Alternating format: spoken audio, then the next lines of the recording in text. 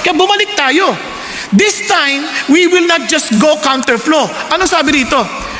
We are to anchor, no, our life should be Christ-anchored families to make a difference. Hindi lang tayo magka-counterflow, i-influensahan pa natin sila. Kumbaga, matinding laban. Nakapanood na kayo ng American football? Di ba yung nakasuot na marami? Meron ba nanonood pa dito ng American football? Pilipino nga tayo, hallelujah. Di ba? Yung basketball. Kakaunti na rin, kawawa na tayo talaga. Mukhang di na tayo nanonood, ano? Di ba? Alam nyo doon, sa American football, nagbabanggaan talaga yun. Isipin mo, pag nag-counterflow, boom! Tapos palakasan yun. Ibig sabihin, kung talagang malakas ka, talagang ito, patutumbahin mo yung kalaban mo. So, sa atin, we are trying our best somehow. As we counterflow, we are to influence them to the right direction. Are you following? Yun ang ating challenge. Now, kaya naman, gusto ko lang liwanagin sa inyo ulit at babalikan ko lang sinabi ko nakaraang linggo that our times are getting harder. Whether we like it or not, pahirap ng pahirap ang ating haharapin. Bakit? Tingnan niyo naman po, men will be lovers of self. Lagi na lang sarili ang iniisip. Sino dito may asawa na? Makitaas ang kamay. Now, ilan sa inyo, pag uwi ninyo, ang una nyong tatanungin sa asawa nyo, kunyari kung kayo lalaki, pagdating ninyo, ang tatanungin mo agad, sweetheart, kamusta ang maghapon mo? Oh, meron mga ganyan? Sweetheart, nakapagpahinga ka ba? Pero ang totoo niyan, ang pagdating, ano unang tanong? Anong niluto mo? Gutom na ako. Sarili ang iniisip. Hindi mo na maiisipin yung iba eh. Di ba? Ganon din ang mga anak. Pagdating pa lang, ang dami ko assignment. Tulungan niyo ako, mami. Dami ko gagawin assignment. Hindi mo sinabi, mami, kamusta ka sa maghapon? Mami, galing ka sa work. Kamusta kayo sa trabaho? Daddy, kamusta kayo? Wala. Kadalasan eh. Pagdating pa lang, stress mga mukha. Dami ko assignment. Habog yung assignment. Mami, gawin mo na, please. Tapos, ito mo si mami, mahal na mahal ang anak, ginawa yung assignment habang naglalaro yung anak. Di ba? O kaya nanonood ng telebisyon. Kasi lahat tayo makasarili eh. Naintindihan po? Ngayon yung mami, yun ang hindi makasarili. Yun ang akala mo. Kaya niya ginagawa assignment para aakyat sa entablado dahil honor student ka. O kaya naman, para hindi na siya magbabayad ng panibagong tuition fee. Naintindihan niyo ibig sabihin? Kaya nga, yan ang ating sitwasyon. Lovers of money, boastful, arrogant, revilers. Tingnan niyo disobedient to parents. Kakaiba yung mga bata. Nagugulat ako. Ang babait pag may hihingin. Pag nahingi na, ewan ko sa'yo. Hindi kayo tinutukoy ko yung mga ibang church. Tapos sabi niya, ungrateful. Walang papasalamat. Unholy. Unloving. Look at the words. Irreconcilable. Naku, nakikipag-away kahit sa membro ng pamilya para ayaw makipagbati. Ayaw makipagbati. Alam niyo pinag-awayan? Mana. Hindi naman lang pinagtrabahuan ng magulang nila. Pag-aawayan nila. Tapos hindi na sila magbabati-bati. Parang ano yun? Bakit? Mas importante ba yung yaman kaysa dun sa relasyon ninyo magkakapatid? Na parang, malicious gossip, magchichismisan pa yan, magkakapatid yan. Sabi yan, without self-control, brutal, haters of good. Nakakatakot ang ating hinaharap. Sabi niya, treacherous, reckless, conceited, lovers of pleasure rather than lovers of God. Holding to a form of godliness, although they have denied His power. Sabi niya, avoid such men as this. Alam niyo ba, yan ang problema. Yan yung mga sinasalungat natin. Hopefully nakakasalungat tayo. Kasi ang problema, kung tayo rin, ganyan din. Di ba? Tayo rin, ang dami rin natin sama ng loob sa kapatid natin. Di ba? Tayo rin, marami rin tayong mga iniisip na pansarili lang natin. Nakita ko yan kahit sa traffic, dito, papasok pa lang dito. Grabe. Hindi naman gumagalaw. Nag-signal yung isa para pumasok. Dinilisan. Sabi ko, Lord, dito aatin yan? O nakikipark lang? Siguro nakikipark lang. Kasi nakakasakit ang loob eh. Di ba? Huwag kayong malala, hindi ko kayo pinapagalitan. Kung kayo yan, baka driver ninyo. Hindi niya pa siya nakakapakinig. Pero what I'm trying to say is this, tayo na lang kahit paglabas, pwede naman magsalit-salit. Pero bakit, nagdidikitan ka? Ang sabi ng Lord, greet one another with holy kiss. Hindi yung mga kotse. Yun hindi, talagang nagdidikitan na ganyan. Sabi ko, ano yan? Bakit kami ganito? Di ba? Again, hindi dito. Sa alas 6 na service. Total, wala naman alas 6. Di ba? So yun na yung ating sitwasyon. So naalala ko tuloy, itong dalawang bata, magkapatid, nakakatuwa. Itong panganay, si Renato. At itong nakakabata, ano pangalan mo? Paul. Si Paul. Eh di nung nagluto yung nanay, nakikigulo rin sila, nagluto ng pancake. Yung malaking pancake, tsaka isang maliit. Nag-uunahan sa malaki. Siyempre naman, di ba? Sabi ni nung nanay, mga anak, bakit kayo nag-uunahan? Hindi nyo gayahin si Jesus. Kung si Jesus yan, bibigay niya yung malaki doon sa kapatid. O di sabi nitong panganay, si Renato, Paul, ikaw si Jesus ngayon ha. Ganun ba yung makasarili ba? Parang iunahin yung kanyang sarili. Na alam nyo, tama si Pastor Ricky. Kanina umaga ang diin niya doon. At talagang sobrang sabi ko, yes. Alam nyo bakit? Sabi niya, ang malaking problema natin ngayon sa pagsalungat, hindi na nga yung pressure ng labas eh. Ang laking kalaban natin, yung loob. Yung I, me, my, mine. Yung lagi tayong sentro. Tayong laging una. Laging tayo masusunod. Hindi yung iba. Sabi niya, yun ang malaking problema ngayon. Kaya sa maraming pamilya, pinakita niya ito, na talaga sabi niya, may mga anak na hindi iisipin anong nararamdaman anak. Kung ayaw niyo sumang-ayon sa gusto ko, kung ayaw niyo sa kagustuhan ko, sa preferences ko, sa mga kung ayaw niyo yan, abay wala akong pakialam sa inyo. Parang gano'n na sinasabi ng mundo ngayon eh. Kung pati yung magulang ninyo, parang toxic sa iyo dahil ayaw kayong sang-ayunan, aba, cancel them. Yan ang mundo natin ngayon. Nakakalungkot. Parang nakalimutan nila yung tatay nila na masayahin noon bago mag-asawa. Dahil yung wallet ang kapal. Ngayon, nung ang naging anak ka na, ang kapal ng wallet puro larawan na lamang. Naging photo album. Bakit? O sabi nga puro resibo na lang daw. Ganun ba yung wallet mo ngayon? At least nakabili ka kaya may resibo, di ba? Ang masama, litrato na lang eh. Tapos parang yung mga bata, ang cute, pero may mga sungay. Di ba? Now, hindi ko minamalit yung mga anak, no? Alam ko naman, hindi naman lahat ng anak ganoon eh. Kasi marami dito, kikita ko mababait naman talaga eh. Magalang, di ba? Makikita mo naman talagang talagang makikita mo sa anak, sa mga magulang na hirap sila. Dahil sa pagtitrain. Pero what I'm trying to say is this. Di ba't napakalungkot niyan? That we are all having that kind of issues. Ngayon alam niyo po, kaya nga last week sabi natin, we are to build a strong family. It must be intentional. Alam niyo, nakakalungkot, nakakarinig ako ng mga magulang nagsasabi ganito. Yung pananampalataya ko, hindi ko yan ipipilit sa mga anak ko. I will give them that option. Paglaki nila, bahala sila. They have to decide on their own. Alam niyo, parang pag narinig ko yan, parang sasabi ko, hindi niya naintindihan ng Christianity. Hindi niya naintindihan what it means to be in relationship with Jesus Christ. Bakit ka mo?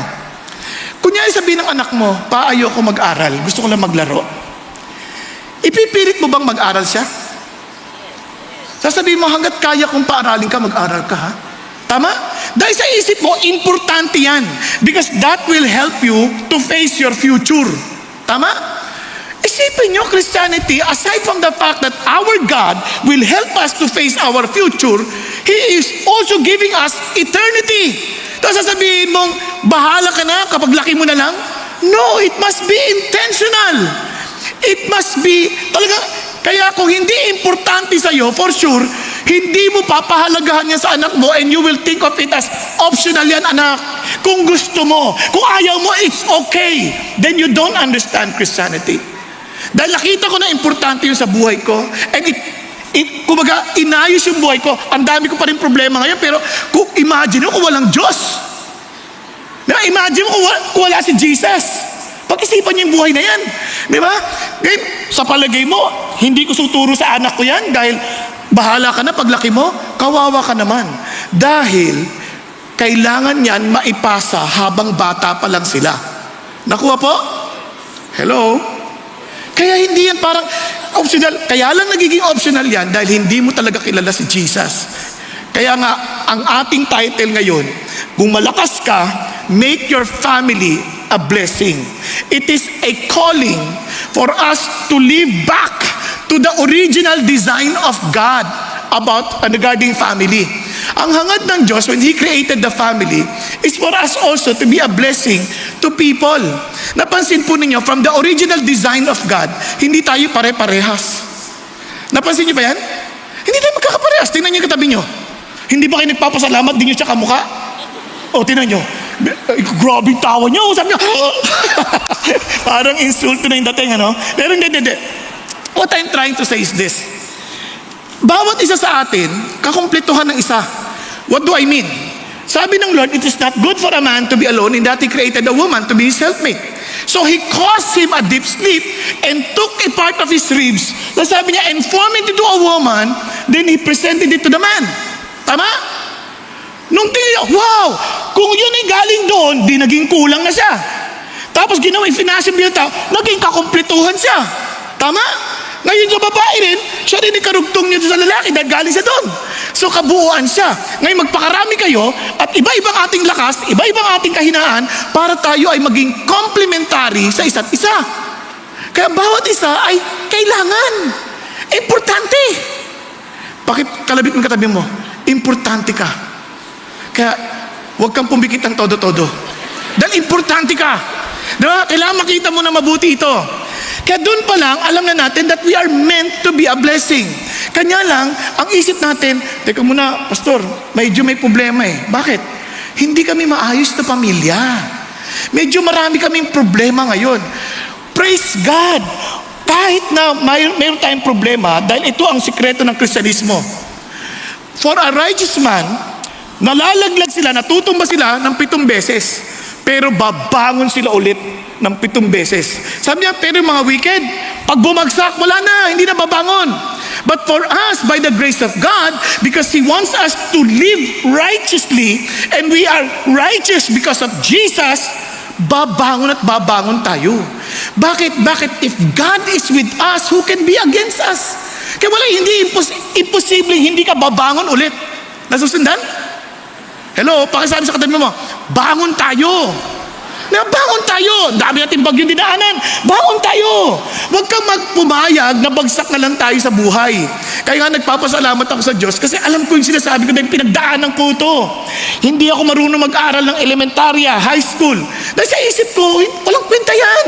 Pero ang tatay ko makulit. Mag-aral ka.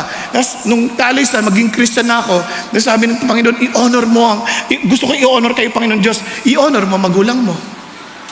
Okay. At anong gusto ng magulang mo? Mag-aral ka ng mabuti. Naunawaan po? At sino nakinabang sa bandang huli? Ako din. Dahil yung magulang natin, hindi naman nag-iisip ng masama yan para sa anak. Maliban na lang yung magulang may tama. Di ba? Wala namang bihira naman ang magulang na may parang sa matinong magulang hindi niya iisipin ang kasiraan ng anak. Ang iisipin niya, ano makakabuti sa anak. Kahit minsan mali yung kanyang ideya ng mabuti. Are you following? Now, kaya nga, ano ating gagawin? To make our family a blessing, 4 na I. Kung ang kalaban natin ay I, me, my, mine, eto naman, every time you remember the I, instead of negative, isipin mo yung positive side. I! Yan.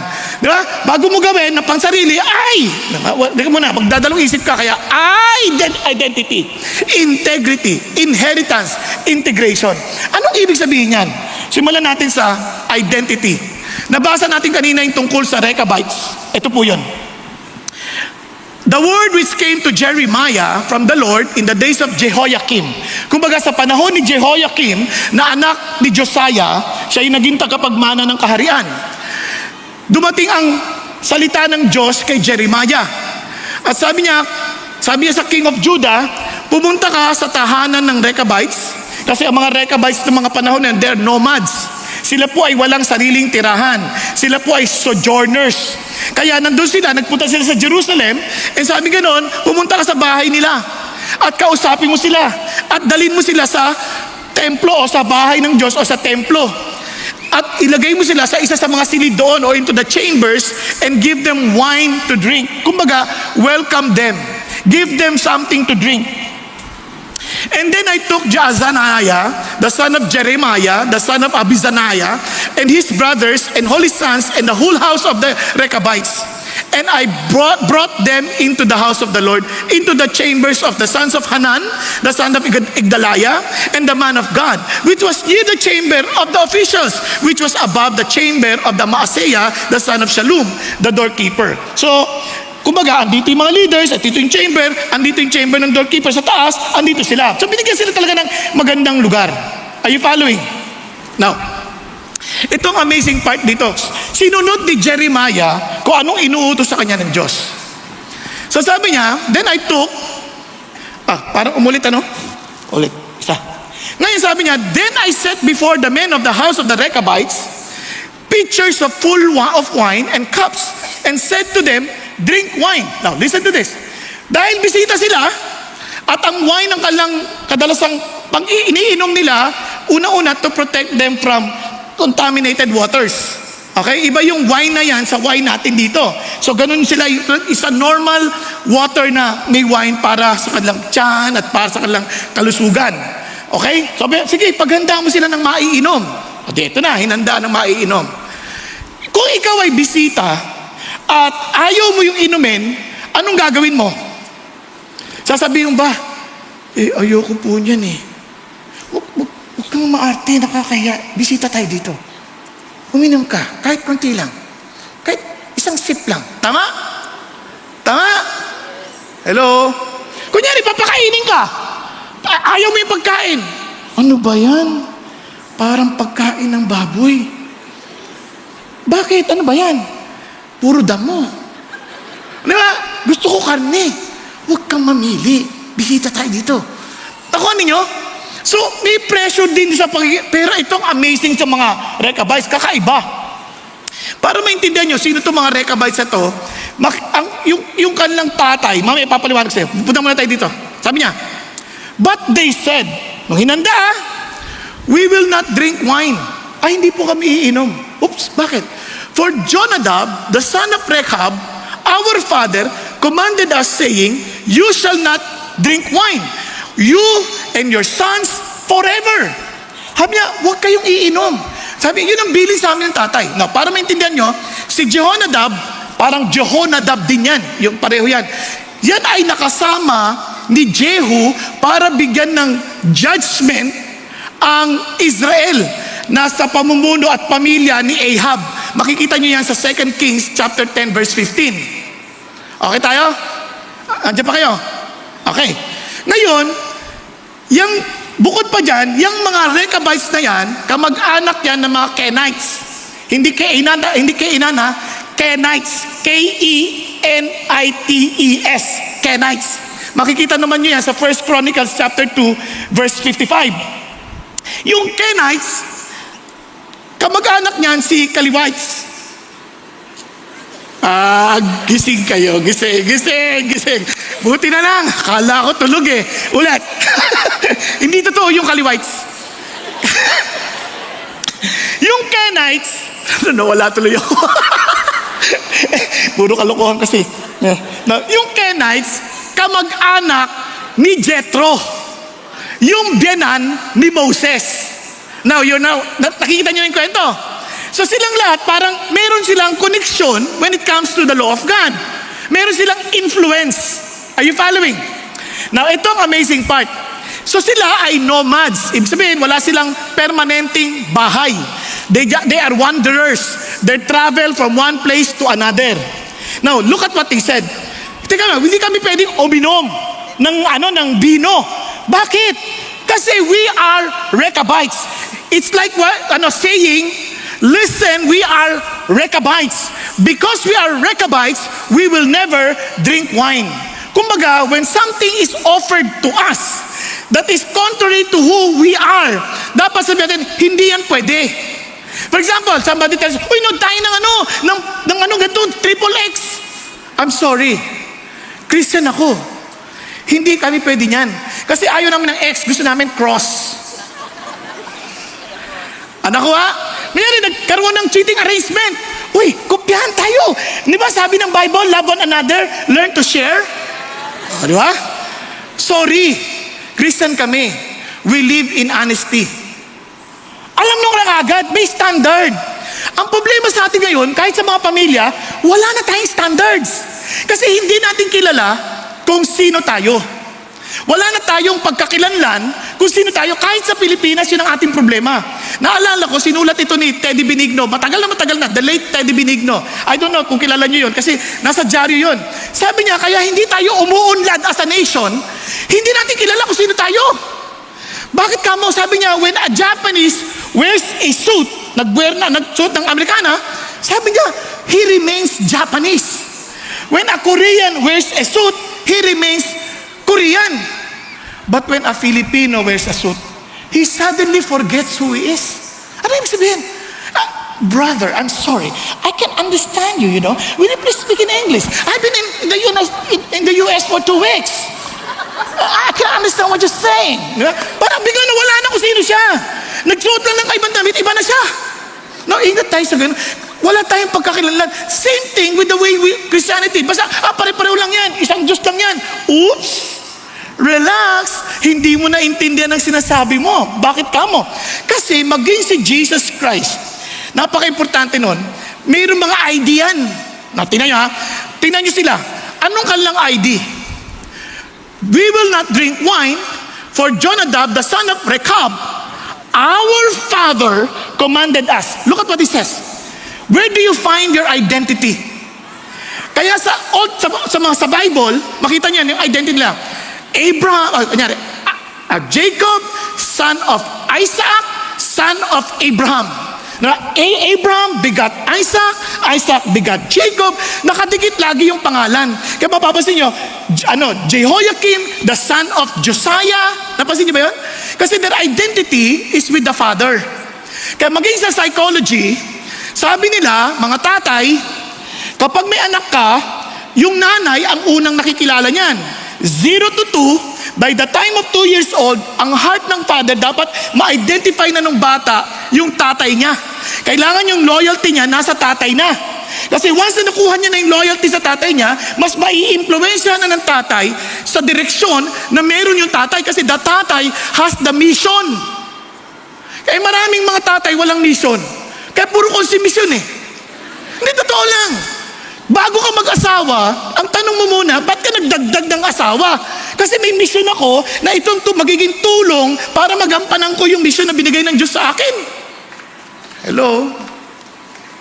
Andiyan pa kayo? Alam nyo kaya ho, kahit yung anak ko, nung may nagmanliligaw, ang una kong tanong sa kanya, anong mission mo? Bakit kailangan mo yung anak ko? Di ba? Hanggat wala yung maliwanag na yan, lahat tayo, kaya nga, sabi ni Antoine de Saint-Exupéry, sabi niya, love is not gazing at each other. It is looking towards the same direction. Kaya marami mag-asawa, titigan ng titigan hanggang nagsapakan. Kasi they're not looking at the same direction. Magkaiba yung direksyon nila eh. Una, magkatinginan. Mamaya, nagkahiwalayan ng tingin. Magkaiba na silang pinupuntahan. Diyan ka, dito ako. Kasi sabi tuloy nung sabi nung lalaki, enjoy kami sa buhay namin mag-asawa, 50 years na kami. Bakit? Paano sikreto mo? Nung 25th year ako, dinala ko siya sa Greece. Nung 25th year nila, silver wedding. Wow! Yun ang regalo ko sa kanya. O ngayong 50 na kayo, anong plano mong gawin? Babalikan ko na siya sa Greece, susunduin ko siya. Ba't ganon? Di ba?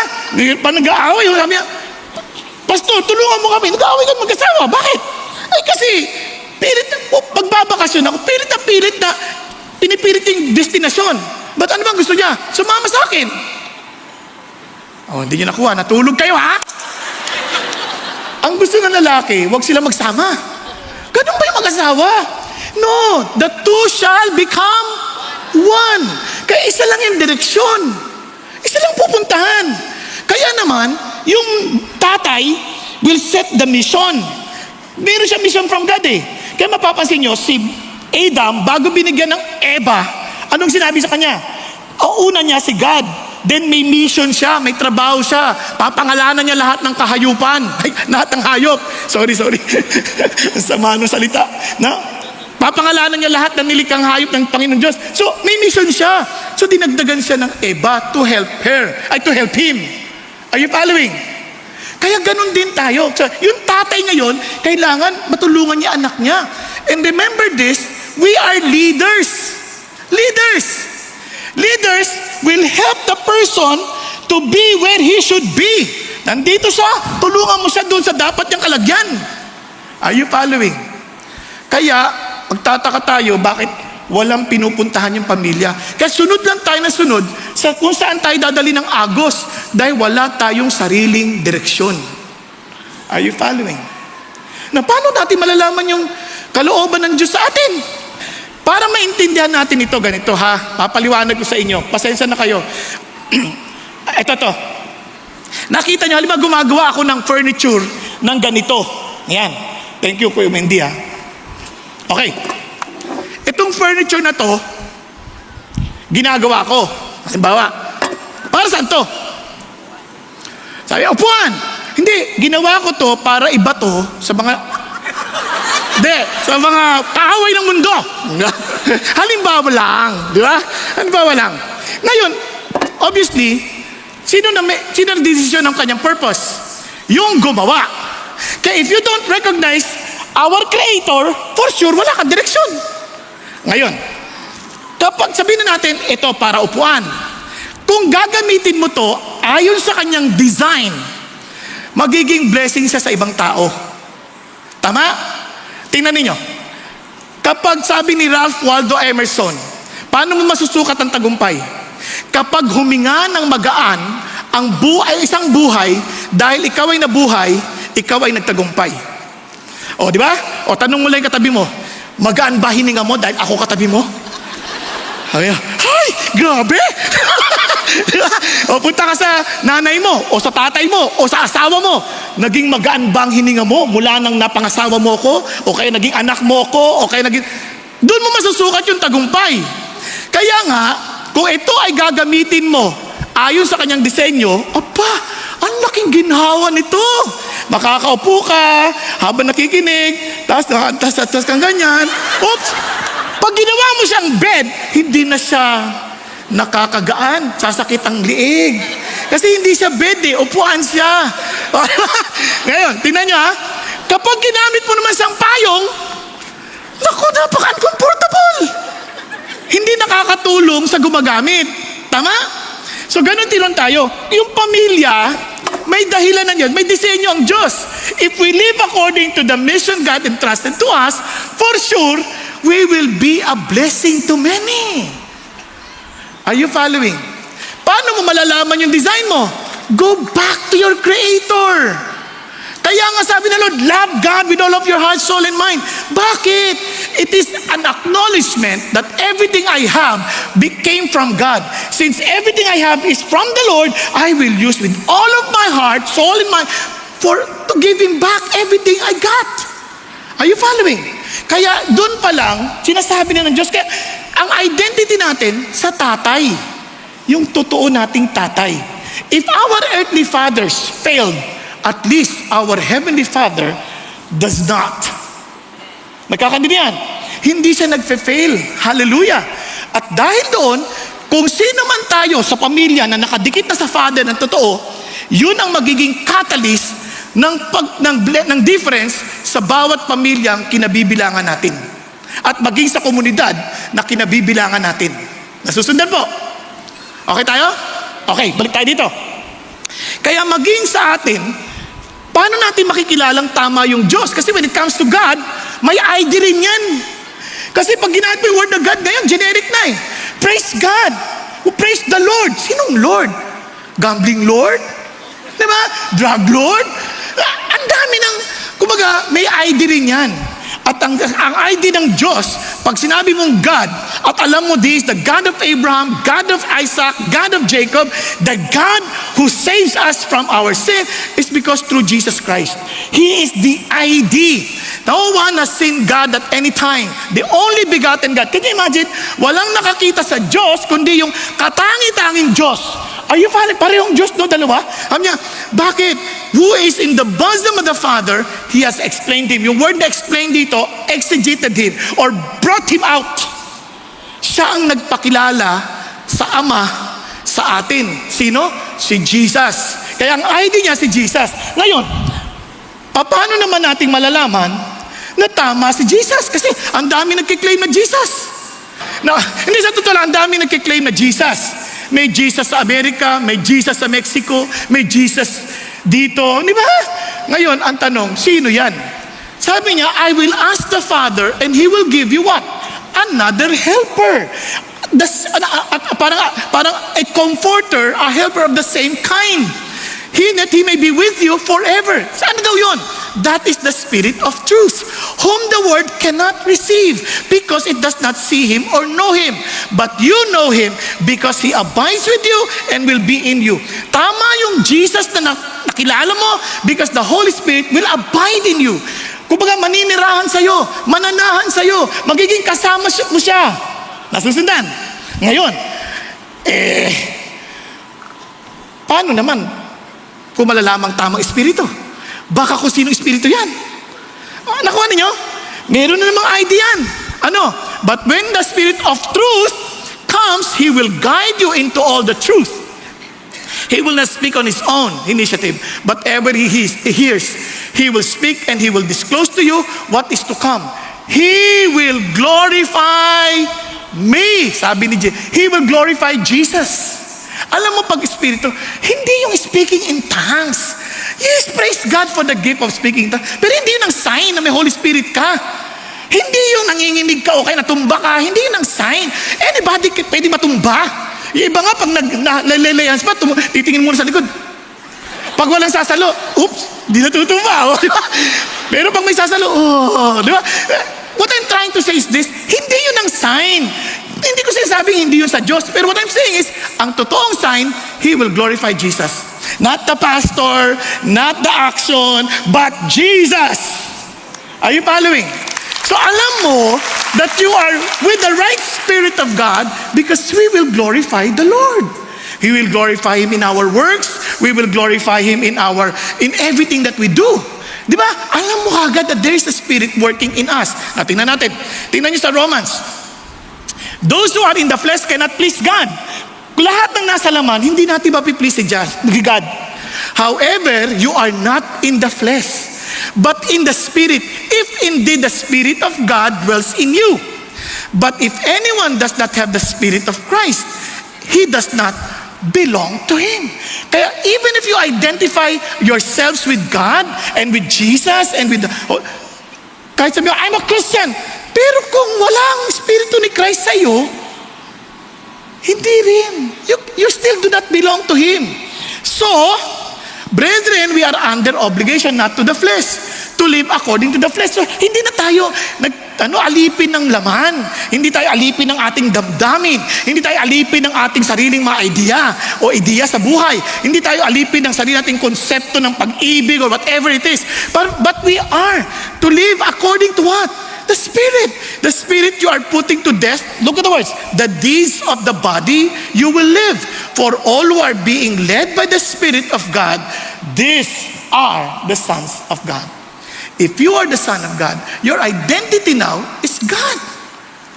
I'm a Christian. So pag sinabi mo, I'm a Christian, I belong to God. I belong to the family of God. I belong to the household of the faith. May standard yan. Hello? Pakisabi sa katabi mo, meron po daw yung standard.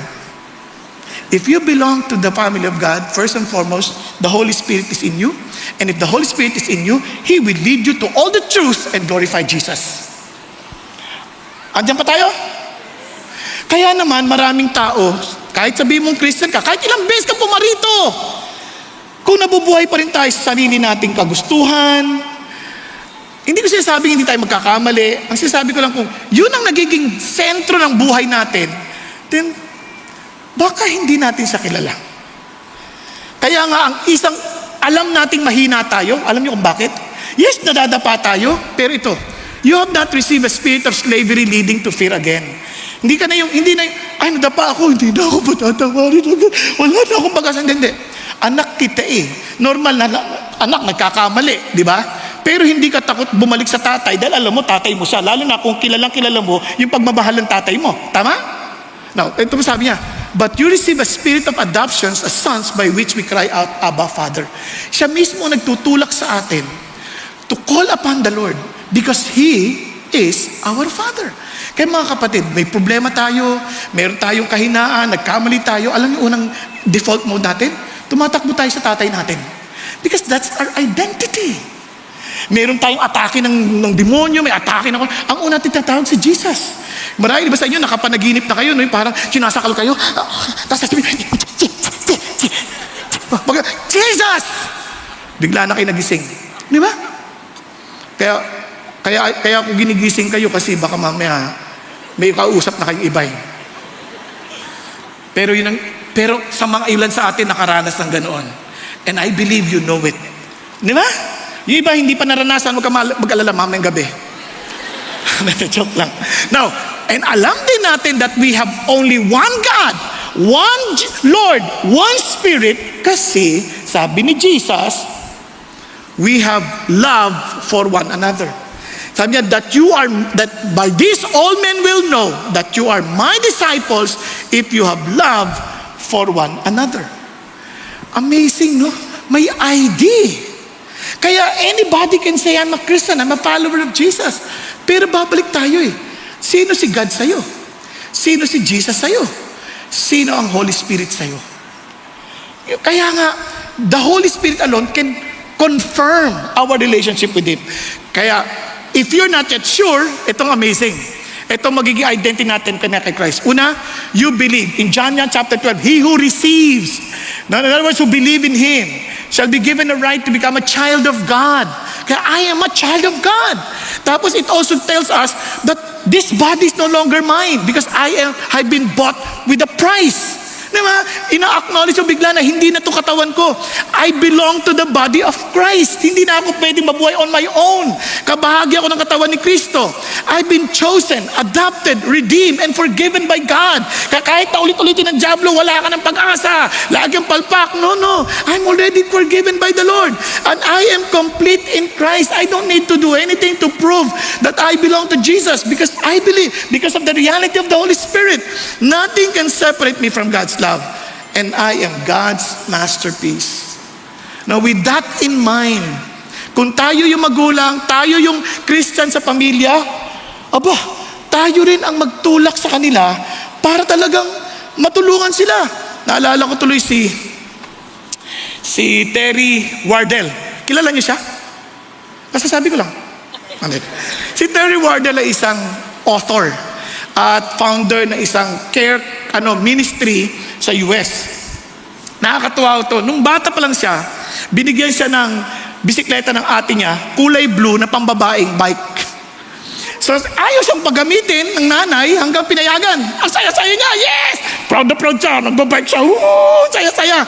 Hanggang sa, pagdating sa train rack, biglang, yung railroad rack, bigla siyang, may mga batang huminto sa kanya, lalaki. Where are you going? Saan ka papunta? Sabi niya, nanigas! Sa tako. Sabi niya, kaalam mo kalusot ka dito Ano yung tinitignan mo? Sabi sa akin, takot na takot. Sabi niya, tapos inaano yung kwelo niya ganyan, pinitsarahan. Sabi niya, ano pangalan mo? Terry Wardell. Terry Wardell? Ano mo si Tom Wardell? Si Tom Wardell, basta kakatanda niyang pinsan na player ng football, kilala, malaki. Sabi niya, nagsinungaling siya. Sabi niya, kapatid ko. Kapatid mo. Tapos sabi niya, hinayos siya, uy, nagbibiro lang kami totoo kaibigan namin yun. Katuwaan lang to Ngayon, tandaan mo pag may nang manggugulo sa'yo dito, sabihin mo sa amin para Google Pay namin kaming bahala. Na ano napansin ninyo? Biglang tumahimik no? Bakit? Kapatid siya ni Tom Wardle Ay, isipin nyo, kung may mga aatake sa atin, we are against the tide, and we want to influence people, and we will be threatened by those influences. Ang sasabihin mo lang, teka muna, I belong to Jesus. He is my brother. He is my Lord. He is my best friend. I am His child. Now, tatahimik lahat yan. Nagkakaintindihan? Tatahimik lahat yan. Because we know who we are. Kaya naman, kung sino man yung catalyst sa bahay, itong dapat natin maintindihan. Dahil kilala natin sarili natin, then, huwag tayong magalit sa kasama sa bahay. Tanggapin na natin ang realidad na meron tayong uniqueness sa isa't isa. Sometimes we hate people in our house or in the outside. Kasi bakit? Parang iba kasi sila Hindi. Tanggapin mo na meron tayong iba't ibang preferences. Nasusundan. At i-affirm mo yung kanilang kahalagahan. Yung bang pagdating sa bahay, ipaparamdam mo mahalaga silang tao. Lahat pa isa sa atin. Minsan nag-iintayan pa tayo. Nararamdaman ko din yan. Minsan nag-iintay din ako. Pero minsan, we have to take that initiative knowing, okay naman na ako kay God Di ako na lang mag-uumanguna. Tama? Importante yung katabi mo? Bisingin mo. Then assign them with responsibilities. Bigyan mo sila ng responsibilidad. Huwag mo isipin, bata pa yan. Alam niyo yung anak namin, 2 years old pa lang. Grabe yung asawa ko. Tinuruan na mag-map. Kaya pag may bisita kami, paglabas ng mga bisita, doon sa CR, mamap na nung dalawa, yung kambal. 2 years old, nagmamap. Yung bisita kayo, ay, nakakahiya, minap ng dalawang bata. Talagang sadya yun para sa susunod, pag gumamit ka CR, iwanan mo na malinis. Di ba? Pero what I'm trying to say is this, bata pa lang, you can teach them responsibility. Ay, wag mo muna utusan, pagtanda na. Alam mo, high school na, hindi pa alam gumawa ng sariling baon. Siya pa, anak, ang baon mo, ha? Baka magutom ka. Ilang taon na ang anak niyo? First year college. Magutom ka. Ano ko yung sabihin? Naalala ko yung anak ko, yung panganay namin, umuwi, nakalimutan ba naman yung bag? Elementary yun. Nakalimutan yung bag. Sabi niya, sa lahat na makakalimutan mo bag. Sabi ko sa kanya, anak, magbihis ka. Kunin mo yung bag. Ang layo nun. Maglakad ka ha. Siyempre, maglakad ka, kunin mo yung bag. So, siyempre, ako naman bilang tatay, gusto ko siya maging responsable. Paano niya nakalimutan sa susunod? Di naglakad na siya. Habang sa malayo, nag-drive ako, sinundan ko siya. Just to make sure na safe siya. Diba? Kasi malit pa Di drive. Mamaya, kunyari, malayo, hindi niya napapansin. Siya naman lakad siya. Tapos kinuha niya na yung bag niya. Tapos pag kuha niya ng bag, pabalik naman ako kunwari. Nakuha mo yung bag mo? Alika, sabay ka na. Uwi na tayo. Sa totoo lang, sinamahan ko. Kaya lang, malayo. Pero I need yung anak ko to be responsible. Nakuha ninyo? Hello? Kaya, pagtiwalaan sila. Trust them. They are identified with Christ. They're created in the image of God. Give them responsibility. Hello? Huwag niyong gawin assignment nila. Huwag, please. Parinawa. Lola, huwag niyong gagamitin ng... Please, okay lang na hindi sila mag-honor. Basta maging honorable ang buhay nila. Amen? And of course, align them to the truth without condemnation. Tell them what is right. Then accept them with unconditional love. Tanggapin natin sila. Sometimes we say we love them, but we don't like them.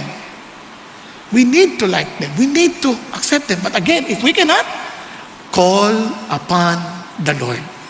He is our identity. Amen po? Now, pangalawa, integrity. Ano yung integrity? Yung integrity ganito. You live out who you are. Kasi yung word na integrity came from the word integer. Yun yung kabuuan mo. Kaya, wherever you are, pareho ka lang. Kasi ikaw yun Yun yung pagkatao mo. Yun yung pagkatao natin. Are you following? Kasi nga, whole name. Kumbaga, hindi yung iba ka sa labas, iba ka sa loob. Parang ganito. Yung iba yung ginagawa ngayon, nagte-text sila o kaya nanonood ng anime, akala lang di sila nakikita. Nakikita ko sa camera. Kala mo nasa taas ka, kala mo di ko nakita. Pero anyway, balik tayo dito. So, hindi mo yung iba tinatago-tago. Kasi nga, ano ka ba? Ang integridad, hindi mo kailangan magtago. Kasi yun ang totoo mong pagkatao. Di ba? Inilalabas mo lang. Kung sino ka, ipamuhay mo. That's exactly what it means to be a life with integrity. Are you following? Now, ito po yun. Hindi ko sinasabing magiging perfect ka, pero at least authentic. Nakuha? Kaya, katulad nito, sabi ganoon, hindi namin pwedeng inumin yan. Bakit? Kasi, kahit wala na yung tatay namin, susunod pa rin kami kasi yun kami. Yung kami. Kahit hindi kami nakikita ng tatay namin, gagawin namin yung sinabi niya. Kasi sa mga anak, ganyan minsan eh. Pag nandiyan yung tatay, sumusunod. Pero pag wala na, iba na ginagawa. Hindi integridad yun. Ito kaya alam mo sila, you shall not drink wine, you, your sons, forever. Look at the words. You shall not build a house, kaya para silang nomads. You shall not sow seed and you shall not plant a vineyard or own one. Hindi sila nag-iisip na bumili ng sarili ng lupa. Kasi ang isip nila, they're temporary journey, wanderer. But intense, you shall dwell all your days, that you may live many days in the land where you sojourn. Nakaka-amaze. Ito pa sabi niya, we have obeyed the voice of Jonadab, the son of Rechab, our father, in all that he commanded us, not to drink wine all our days, we, our wives, our sons, or our daughters. Hindi lang sila, pati asawa nila, na walang kinalaman doon sa utos, pati yung kanilang anak, na walang kinalaman sa utos, pero ipinapasa nila and making sure that they are to live it out. Nakuha niyo po. Ano ang inutos sa inyo ng Diyos na ipinapasa niyo intentional, na alam niyo kahit wala kayo, gagawin nila? Yun ang sinasabi rito. Yun yung integridad nila na they brought their children to the point of doing things with or without an audience. Kasi sa kanila, isa lang. It is who we are. Yun ang kanilang integridad. Alam nyo, ganun din na sinabi ni Jesus sa mga Pharisee. Yung mga Pharisees, kakalungkot. Kasi akala nila, they belong to God. Ito sabi niya, if we obeyed, sabi niya, they answered and said to him, Abraham is our father. Talaga? Jesus said to them, if you are Abraham's children, do the deeds of Abraham. Do the deeds of Abraham. But as it is, you are seeking to kill me, a man who has told you the truth, which I heard from God. This Abraham did not do. Sabi niyo, kung anak ka ni Abraham, dapat gusto niyo ako. Bakit kayo galit sa akin? Ba't niyo ako papatayin? Hindi niyo ginagawa yung pagiging tatay niyo si Abraham. Puntin tayo. You are doing the deeds of your father. But they said to him, no. We are not born of fornications. Hindi kami mga anak sa labas o anak ng pagkakamali. We have one father, God. Sabi ni Jesus, if God were your father, mamahalin mo ako. Sabi niya, for I proceeded forth and have come from God. For I have not even come on my own initiative, but He sent me. Kaya doon pa lang alam mo kagad kung sa Diyos ka eh. Mamahalin mo si Jesus eh. Imposible hindi. Nasabi niya, why do you not understand what I'm saying? Is it because you cannot hear my word? Hindi mo ako maintindihan, hindi mo makuha si Jesus kasi hindi mo naman, hindi ka talaga sa tatay ko. Are you following? Nasabi niya, you are of your father, ito mabigat, the devil. And you want to do the desires of your father. He was a murderer from the beginning. Does not stand in the truth because there is no truth in him. Whenever he speaks a lie, he speaks from his own nature. Kasi bakit? He's a liar. And the father of lies, who is of God, hears the words of God. For this reason, you do not hear them because you are not of God. Alam nyo, hindi nyo masisisi yung mga tao kung hindi sila magmamahal sa salita ng Diyos. Kasi they're not of God. Ngayon, kung naririnig natin ito, maybe the Lord is just telling you, come to me. I'm waiting for you. Diba? Kapag tayo po walang pagmamahal sa salita ng Diyos, yung parang kailangan, talagang pinipilit mo sarili mo, it's either wala kang relasyon sa Diyos o may sakit ka spiritually. Wala kang gana eh. Anak ko Kaya ako nagpapasalamat ako sa Panginoon Diyos, tayo po sa hapon. Alam ko, dapat magandang oras at tutulog kayo eh. But you chose to come because you want to hear from God. Tama? Kaya bless ako sa inyo, bless ako kahit ang hirap-hirap ng upuan, ang hirap-hirap ng lugar natin, lagi tayong, iba nakatayo na nga, because they want to hear from God. Tapos parang hangad-hangad natin mag-aral pa, matuto pa, because we want to hear from God, because we belong to Him. Pero kung walang ganong pagkagusto, wala talaga, parang malayong-malayo, then alam mo na, you're not from God. But God keeps opening His invitation and telling every one of us those who do not belong to me yet, come. I'm still waiting for you until He closes the door. And once He closed the door, no one can open it. Nandyan pa ba tayo? Kaya, sinasabi na ng Diyos sa atin, mga kapatid, you see, hindi issue dito yung alak, yung tira. Hindi issue yun. Ang issue, sino si God sa atin. Because kung sino si God sa atin, yun ang ating ipapamuhay. Amen po? Hello? Now, kaya naman, ito ang sabi ng Panginoon Diyos. Kailangan, kung tayo nabubuhay pa sa Diyos, we will leave an inheritance. Tingnan yung sabi ng Bible. Ito amazing, no? Alam mong blessing sila in the future hindi lang sa ngayon. A good man leaves an inheritance to his children's children. And the wealth of the sinner is stored up for the righteous. Ang Christian, ang follower ng Diyos, kung lalakad ka ng maayos, sabi nga ni David, matanda na ako, wala pa akong nakitang lahi ng matuwid na namamalimos sa kalye. Gusto niyo bang gano'n ang inyong magiging anak? Gusto niyo ba yung anak natin hindi mamamalimos sa kalye? Magkakaroon sila ng magandang kinabukasan? Then walk with God. Live an inheritance. Pero pinakamagandang pamana, hindi pera, hindi yaman, kundi ang yaman ng salita ng Diyos. Kasi I've inherited your testimonies forever, for they are the joy of my heart. Alam nyo, kung meron po akong laging pinagpe-pray, kahit mga anak ko, kasama ko sila sumasamba, pero lagi ko pa rin pinagpe-pray, Lord, talagang yung anak ko, manatili sila na nagmamahal sa'yo. Manatili sila na hinahangad nila kayo. Yung bang yung salita ninyo, parang mga matatamis na pulot na gustong-gusto nilang kainin. Naunawaan po? Kasi nakakatakot na makita yung anak nyo, hindi sila nagmamahal sa Diyos. Nakakatakot yun. Ayokong mamatay na yung mga tao nakakilala kay Lord, tapos yung mga anak ko, hindi. Hello? Okay pa kayo? Kaya ganun din. Kasi ano magagawa ng yaman sa lupa? Hindi naman tayo madadala niyan sa langit. Di ba? Ang mahalaga, maipadala natin sa kanila yung katotohanan ng Diyos. And they will never regret it. Bakit? Because no amount of money can ever make them joyful. No, as joyful as they enjoy the very reality of God. Okay po? Nasusundan? Kaya sabihin mo sa katabi mo, enjoy ka ba kay Jesus? Pag hindi, alam mo na. Kaya balik tayo kay Jehoshaphat. Sabi niya, then the word of the Lord. Ito na yung pinaka-intention ng Diyos why the Lord asked Jeremiah to invite the Rechabites. Sabi niya, and the Lord came to Jeremiah saying, thus says the Lord of hosts, the God of Israel, go and say to the men of Judah and the inhabitants of Jerusalem, will you not receive instruction by listening to my words? Declares the Lord. Sabi niya, hindi pa kayo makikinig sa instruction ko. Tingnan niyo ang pangalan, Lord of hosts. Ibig sabihin, Panginoon ng hukbo na mandirigma. Grabe Tapos yung Lord dito, all capital, ibig sabihin, a personal name of God. Yung mismong Diyos na personal para sa iyo. Ibig sabihin, meron kayo personal na ugnayan. Tuloy tayo. The words of Jonadab, the sons of Rechab, which he commanded his sons not to drink wine, are observed. Pinakikinggan nila, sinusunod nila. So they do not drink wine to this day. Ilang taon na yan? About 250 years. Pero sinusunod pa rin nila. For they have obeyed their father's command.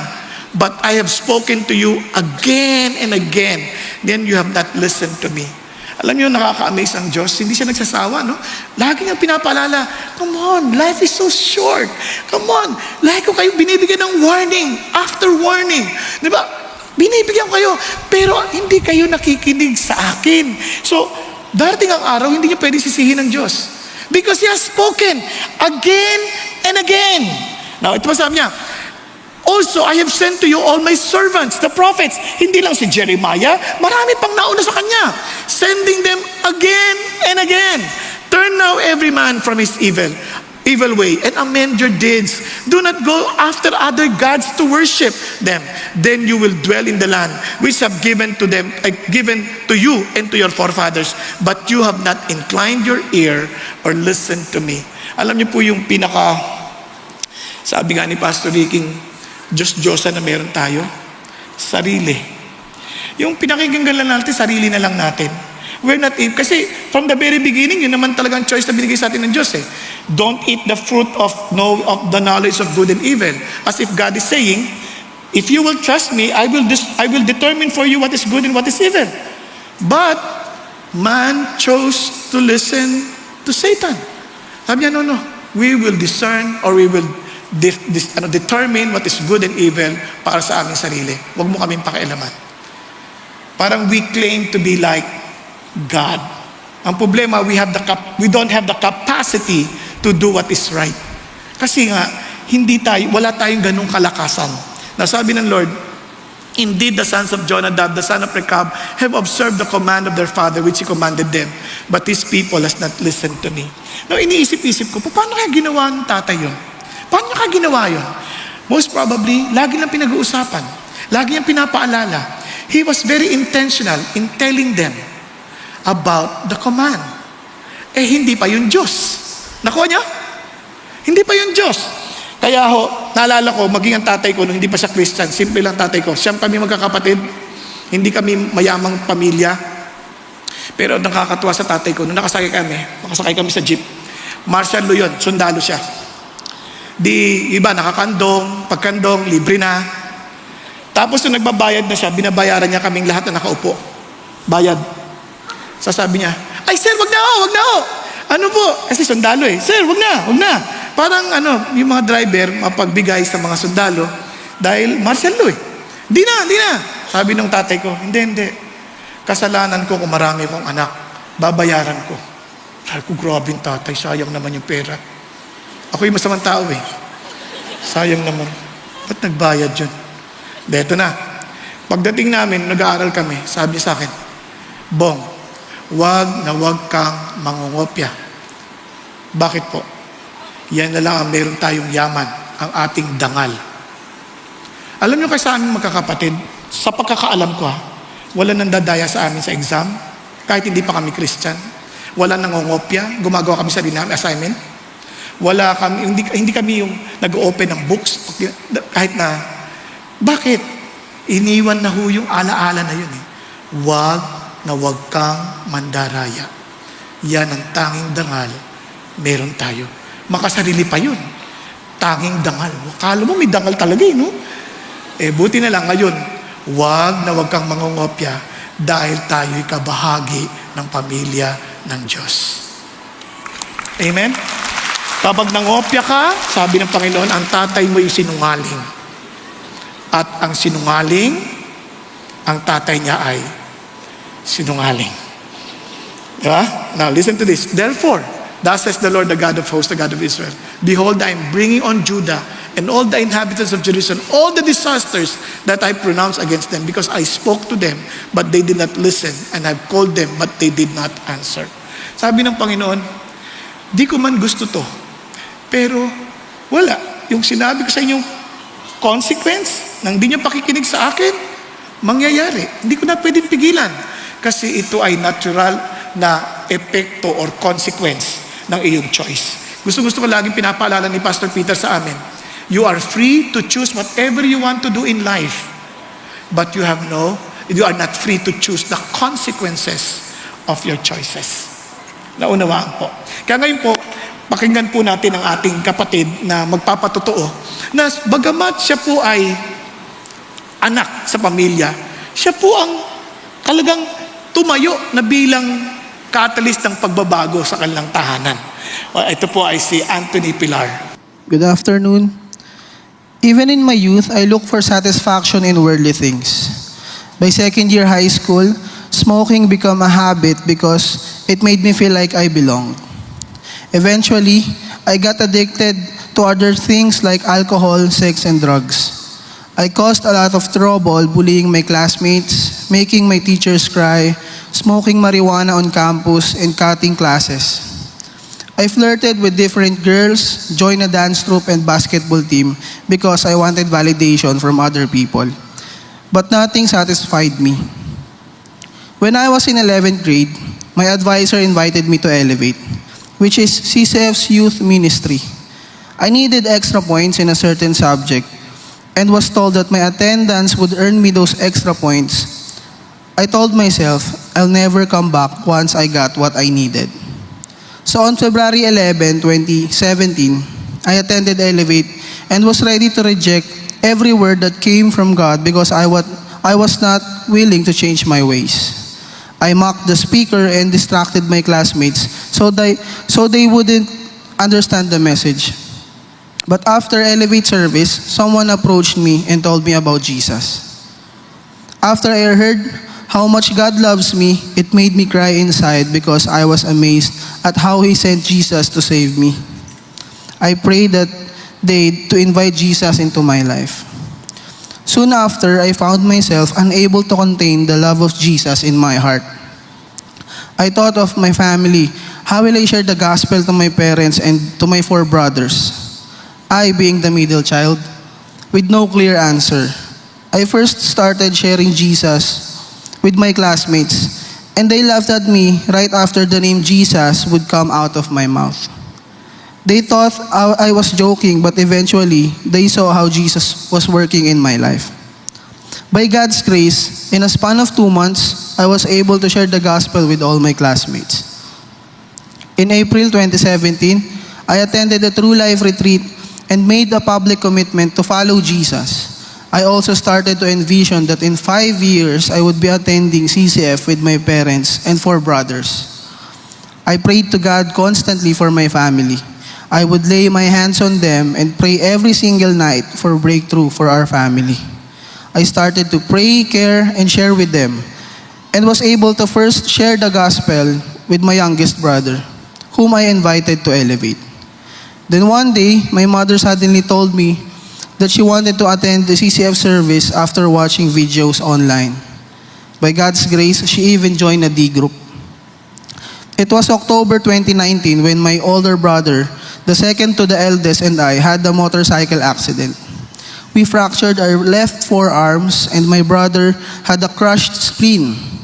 The result of the accident led to the disqualification of his application to the Philippine National Police. Our family was not ready for this challenge and financial burden, but the Lord saw us through. 2 months after the accident, while recovering from an orthopedic surgery, I attended the CCF Intentional Discipleship Conference in January 2020. I was so blessed and my passion to serve even grew stronger. However, I received news that my 4th brother, next to the youngest, fractured his arm while playing basketball. I fell on my knees and in tears asked God what He was trying to teach us.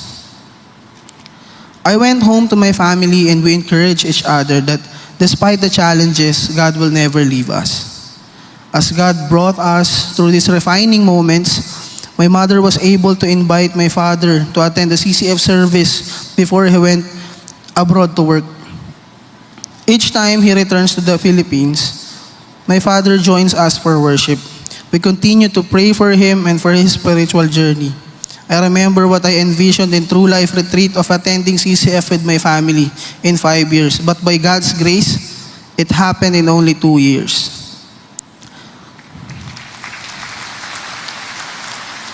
Praise God. God really showed me how powerful prayer is. Today, through God's faithfulness, my mother is attending a D group and serving in the ushering ministry in our satellite. All my brothers are part of D groups. My eldest brother is now serving in the marketing team, and my youngest brother in the documentation team. I, on the other hand, have heeded God's call to be a full-time campus missionary, and now serve as the youth coordinator of Elevate Robinson's Antipolo. God has given me the privilege to share Jesus and raise up leaders in 1 college, 1 university, and 3 high schools in Antipolo. I am also leading 8 young men, and 4 of them are leading their own small group. Truly, regardless of our past, Jesus can transform us to be a blessing to our families, so that our families, in turn, can be a blessing to others. My name is Anthony Pilar. To God be all the glory. Praise the Lord. Alam niyo po, nakakatuwa, no? Kahit yung isa lang Christian sa pamilya, sila'y magiging influence at blessing eh. Di ba? Kaya ipagpipray ho natin kasi spiritual warfare din ho yan. Di ba? Kaya ito po yung mga kapatid niya, praise the Lord. Ayan po silang lahat. Sila, sabi nga ni Pastor Ricky, Rechabites daw sila eh. Pero hindi, Christian sila. Hindi, kasi iba yun. Iba yun, tayo ay pabahagi ng pamilya ng Diyos. Tatay natin si Lord. Pwede natin sila pag-pray? Okay, tayo sandali. Pag-pray natin sila. Thank you, Lord. Thank you, Jesus. Panginoon, maraming salamat sa pamilya po ni Anthony. Thank you, Father in heaven, for using him to reach out to the whole family. Pero higit sa lahat, thank you for saving him. Thank you, Lord Jesus, for the courage that you gave, Father God, the person who approached him, the person who told him about you. And thank you that you continually work, Father, you are continually working in his heart, Lord God, to reach out to many young people. Ganon din sa buong pamilya nila. But Father God, I pray that you will also reach out to his dad. And I pray, Lord God Almighty, that one day we will be seeing them worshiping and serving you, Father God, as one whole family, and declaring, Lord Jesus, that they all belong to you. Again, thank you, Lord. Protect them from the attacks of the evil one. In the name of Jesus. Amen. Amen and amen. God bless you. Praise God. So, alam niyo po, kaya napaka-importante, ulitin natin, yung ating pong identity. Yung ating identity, yung ating integridad. Yung identity natin can only be found in God as our Father. Integridad natin, we live according to our identity. Then, of course, we will live a legacy of life of obedience to the Lord. Amen po? Now, alam niyo ba ganito yung blessing na binibigay ng Diyos sa atin? Look at this. The heart of God is for us to fear Him. Kaya nga nire-rebuke niya yung Judah eh. Kasi makita na lang yung kapatid nila, Israel, malabo na. Tapos ito, nire-rebuke sila ng Diyos. And look at the blessing. Praise the Lord. How blessed is the man who fears the Lord, who greatly delights in His commandment. Ano daw epekto? His descendants will be mighty on earth. The generation of the upright will be blessed. Wealth and riches are in his house, and his righteousness endures forever. Light arises in the darkness for the upright. He is gracious and compassionate and righteous. It is well with the man who is gracious and lends. He will maintain his cause in judgment. Kasi pag may takot ka sa Diyos, pati sa paggamit ng pera, alam mo, desisyon yun na may spiritual implication. Di ba? Kasi nga, sabi nga ni Pastor Peter, every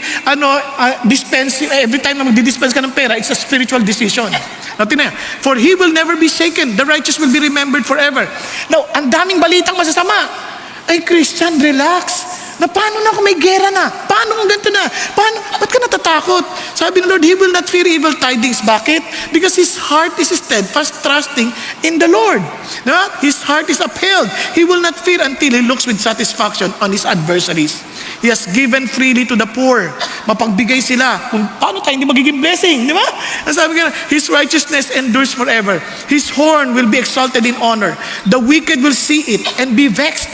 He will gnash its teeth and melt away. The desires of the wicked will perish. Wow! Kaya naman, itong pinaka-importanting bagay na maalala natin, paano natin yan ipapasa ng tama? Paano natin magagawa? Paano nagawa ni Jonadab yun? Kailangan ganun din. Kasi binigyan na tayo ng instruction ng Diyos. Let's go back. Sabi ng Lord, then Jeremiah said to the house of Rechabites, thus says the Lord of hosts, the God of Israel, because you have obeyed the command of Jonadab, your father, in other words, because you honored your parents, kept all his commands, and done according to all that he commanded you. Imagine even if they're not Israelites, hindi sila bahagi ng pamilya ng Israel. Therefore, thus says the Lord of hosts, the God of Israel, Jonadab, the son of Rechab, shall not lack a man to stand before me always. Sila mismo, I will use them to serve me, just as He used them now to rebuke the people of Judah. Bakit? Kasi masunurin sila sa kanilang ninuno. Pero yung righteousness na natutunan nila, pinasa nila, at pinamuhay nila. Mga kapatid, tingnan niyo po mabuti ito. Ano sinabi ng Lord sa atin, going back to what the Lord instructed us last week? These words which I'm commanding you today shall be on your heart. Bakit? You will not teach to someone that you yourself do not like and do not enjoy. Hello? That you yourself do not even know. Hindi mo, ang hirap ipasa tayo na hindi mo alam. For example, mahilig po ako magluto. Pag nagluluto ako, nasasarapan ako, tinuturo ko sa anak ko kasi gusto ko matutunan nila para masarap din ang kalang kakainin. Kahit na itlog lang yon. Naintindihan niyo ibig sabihin? Parang meron siyang sabi niya, tingnan niyo you shall teach them diligently to your sons. Pag sinabi mong teach them diligently, ang ibig sabihin niyan, talagang inaano mo yung appetite nila to keep on longing for it. Diba? At hindi lang yun, talagang hinahasa mo sila ng mabuti. Yun ang ibig sabihin ng diligently. Then sabi niya, your son shall talk of them when you sit in your house, when you walk, by the way, when you lie down, when you rise up. Sobrang nag-uumapaw sa puso mo na kahit anong posisyon mo, sinasabi mong sumunod at mahalin niyo si God. Diba? Punong-puno. Now, let me just show you this. Bakit yan importante? Wow. Sabi ganon, you, not the government, not the Sunday school teacher, not the church, you shall teach them. Shall is not an option. It is not a suggestion. Sabi ng Lord, you shall teach them. Intentional ho yan. Magiging creative ka pa to make sure na mauuhaw sila para dito. Gugustuhin nila ito. Kasi sabi niya, wow, kaya pag-uusapan niya yan, you'll find different ways to make sure that they will get it. That they will come to know Jesus and experience Jesus. Now, ang tanong, paano hindi man ako magulang? Kung ikaw ang nag-enjoy kay Jesus, you have the same responsibility to the rest of the family. Naunawaan? Tuloy tayo. Ano pa sabi niya? You shall bind them. As in, you shall bind them as a sign on your hand. They shall be as frontals on your forehead. You shall write them on the doorposts of your house and on your gates. Kumbaga, hindi ka lang mag-create sa pamilya mo ng environment ng pagmamahal sa Diyos. You will create an environment sa iyong kapitbahay of how to love God with all of your heart, soul, and mind. Amen po? Naunawaan? Hello? Andiyan pa kayo? Pakisabi sa katabi nyo. Yan ang ating panawagan sa Diyos. Yan ang ating panawagan sa Diyos. So listen, and I'd like to say this to you. Kung shortcutin natin yan, bigyan nyo ng CRB ang ating membro ng pamilya. Give them Christ. He is the very character of our new life. Teach them relationships, the love of God, the love for others, and value as in giving importance to His words. Bakit? Because that is what it means to be in the household of the faith. Nasusundan po natin. Wag nating lokohin ang sarili natin na, Christian ako, nag-attend ako sa CCF. It doesn't matter. Yes, praise God for CCF, but unless you have a personal relationship with Jesus, your coming is actually nothing in the light of eternity. Let me end by saying this, by sharing this with you. In February of 2022, Scottie Scheffler was a 25-year-old beginning his third full season on the PGA Tour, or yung Pro Golf Association, ranked 15 in the world. He was still seeking his first victory on the GameStop circuit. And on Sunday, April 10, Scheffler became a master champion as well. In a press conference after his victory, sporting his new green jacket, Scheffler was asked he balances his desire to compete. And was asked how he balances his desire to compete, which is fierce, without letting it define who he is as a person. Sabi niya, paano mo nababalanse yun? Nasa competition ka na hindi nawawala yung pagkatao mo.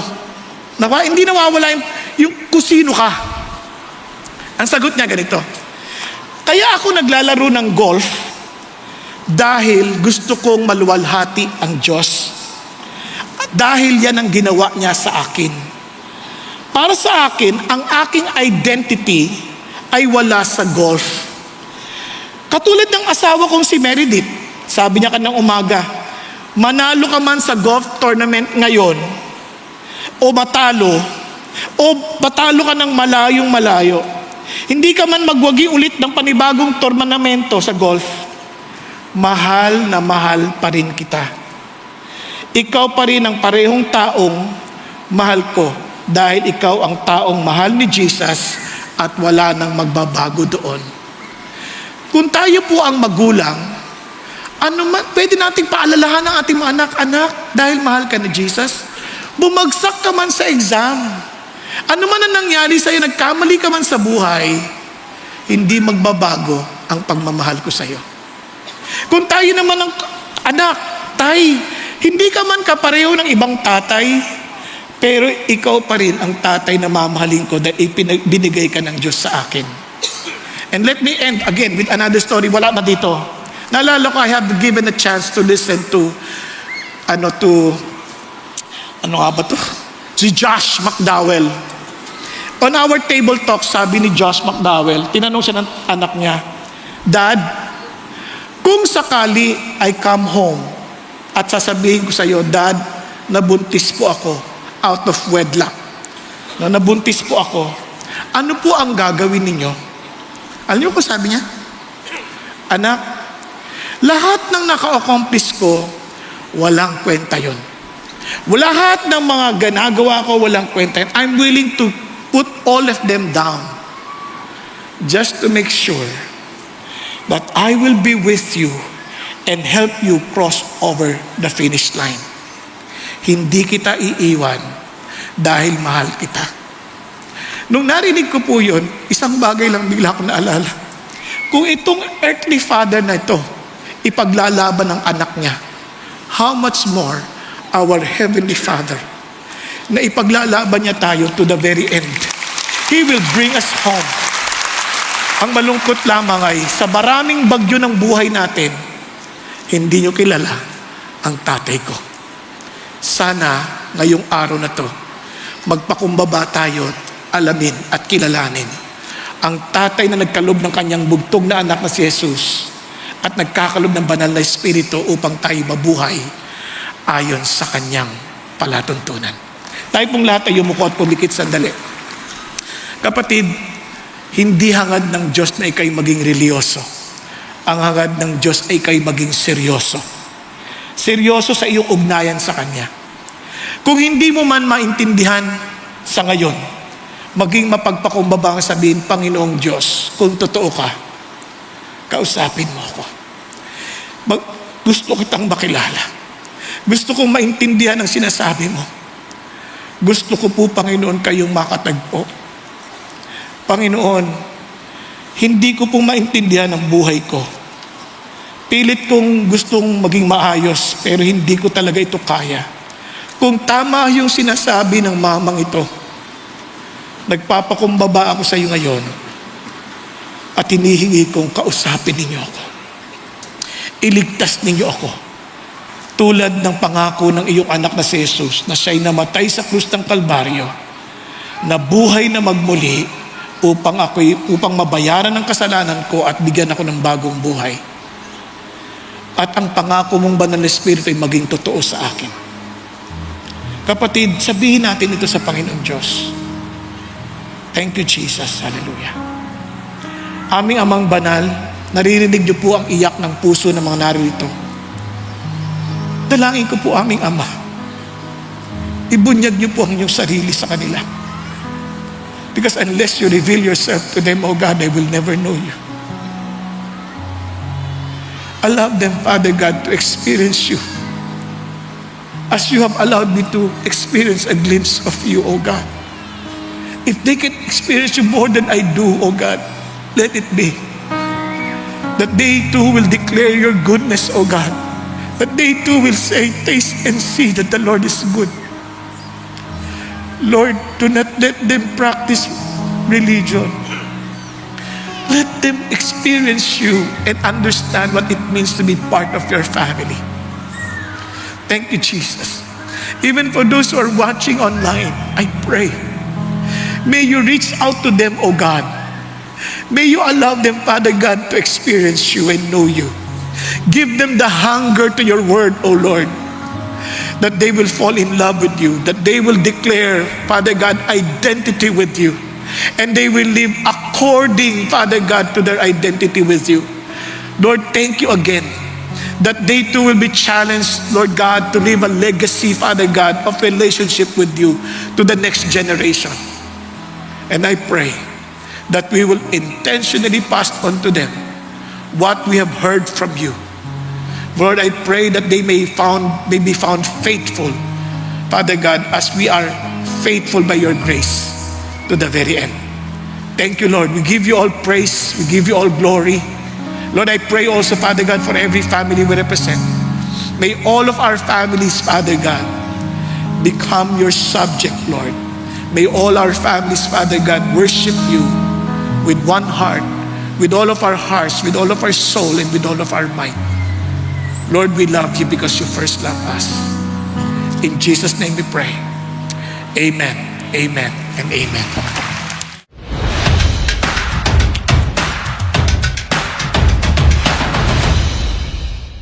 Magandang araw, CCF family. Welcome to Sunday Fast Track, where you ask real-life questions and we give you biblical truths. Ako po si Ian Perez from Big Singles Ministry at kasama ko po ang ating speaker, si Pastor Bong Saking, upang sagutin ang inyong mga katanungan. Pastor Bong, kamusta po kayo? Mabuti naman po. Magandang araw sa iyo, Ian. Magandang araw din po, Pastor Bong. At salamat po sa mensahe niyo about sa pagpapatibay ng pamilya. Umpisa na po natin, Pastor Bong. Para sa unang katanungan, ano-ano ang mga indikasyon na kami ay unti-unti nang nahuhulog sa patibong ng idolatry? At paano kami agad makakaiwas dito? Ayan, siyempre, una, linawin muna ano ibig sabihin ng idolatry, no? Kapag ang ating seguridad, ang ating pong parang kinabukasan ay nakasalalay sa ibang bagay maliban sa Diyos, yan ay idolatry na. Kaya kung iniisip mo na, kunyari, ang pag-aaral o ang mga bagay ng material, ang yun ang magiging kasiguruhan mo sa buhay na siyang ipinapasa mo sa iyong anak, then alam mo na idolatry na yun. Kasi they need to trust and find their confidence in God. Kung naalala nyo, sa Psalm 78, teach this to your sons and to your sons' sons. Di ba? Bakit? That they might find confidence in God. Kasi yun ang idea ng pagsasamba sa Diyos. Na yung confidence mo, yung fear of God, maipasa mo sa kanila. Yung fear of God is not yung takot ka sa Diyos, kundi meron kang reverential fear sa Diyos. Na talaga alam mo na there is no other God but Him. Maraming salamat for that, Pastor Bong. At para naman sa pangalawang katanungan, Pastor Bong, isa sa mga natutunan ko kanina is yung kahalagahan na dapat ang Diyos ay nasa kalagitnaan ng pamilya. Ito po yung tanong, ano-ano mga practical na pwede kong gawin para maging God-centered environment sa loob ng aming pamilya? Ayun, una-una, siyempre, sabi, be the salt and light of the world, di ba? Yun ang una mong parang daigdig. So, ano yung salt and light? One, yung salt is an influence na hindi mo nakikita. Pag hinalo mo yun sa pagkain, hindi mo mapapansin yun eh. So ako, I would say that you can influence your family without them seeing it in your prayers. Talagang yung, ilalalaban mo sila sa panalangin. Kasi spiritual warfare yan. Pangalawa, yung light, na ito something obvious. Dito naman, papakita mo sila ng kagandahan ng kalooban. Kanyari, alam mo, dito lang sa Pilipinas, napaka-negative natin sa mga tao, no? Yung lang purihin mo lang, yung tatay mo, yung nanay mo, o yung anak mo, yung may appreciate mo sila, ma-affirm mo sila ng pagmamahal kapareho na natanggap mo sa Diyos. Malaking bagay yon. Halimbawa, even God Himself, sabi niya, this is my beloved Son in whom I am well pleased. Ang sarap na parang doon maintindihan na ang Diyos natin, yung very appreciative, talagang nag-express ng appreciation, ng love. Gawin lang natin yan sa pamilya natin ngayon at gawin din natin sa mga kapatid natin. Ang laking pagbabago yan. Doon pa lang, it will create a different environment and then they will see, what makes you so different? Because God is with me. Di ba? Ang ganda ng mga advices niyo, Pastor Bong, no? Pero paano po kung ganito? At ito na po yung huling katanungan. Paano ko may encourage ang aking pamilya na magkaroon ng Christ-centered culture family kung hindi pa sila handa na tanggapin si Kristo? Now, una-una, kung yung buhay mo'y kainggit-inggit, no, they will find yung calmness, yung joy, because of your relationship with Jesus. Magtataka sila, what makes you so joyful? Kaya nga yung mga alagad, mapapansin mo sa Acts chapter 13, and they were filled with joy and with the Holy Spirit.